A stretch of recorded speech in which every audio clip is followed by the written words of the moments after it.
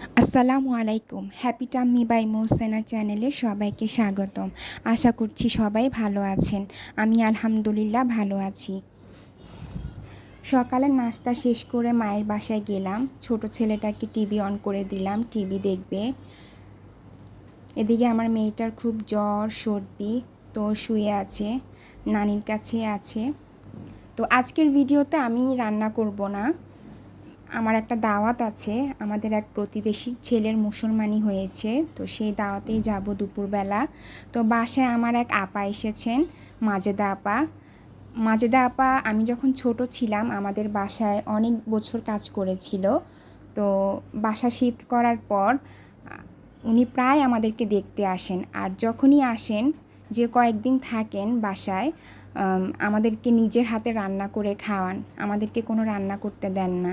আর আপার হাতের রান্না মাশাআল্লাহ অনেক ভালো। তো আজকে আপা কাঁঠালের বিচি দিয়ে পুঁই শাক রান্না করবেন আর পাট শাক ভাজি করবেন। পাট শাক আমার তেমন একটা পছন্দ না, তবে পুঁই শাক ভালো লাগে।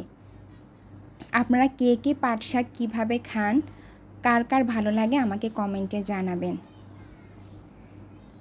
এই তো আপা একদিকে পাট শাক ভাজি করছে, অন্যদিকে পুঁই শাক রান্না করছে। পুঁই শাক রান্নার জন্য আপা প্রথমেই কাতলা মাছ ভালো করে ধুয়ে ভেজে নিয়েছে, তারপরে পুঁই শাক দিয়ে রান্না করবে।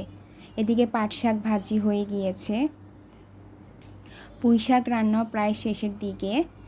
এই তো শাক, কাঁঠালের বিচি, আলু ভালো করে কষানোর পরে আপা মাছগুলো দিয়ে দিয়েছে। রান্না প্রায় শেষ। মাশাআল্লাহ তরকারির কালারটা অনেক সুন্দর এসেছে। এই তো রান্না শেষ। তো সবাই ভালো থাকবেন।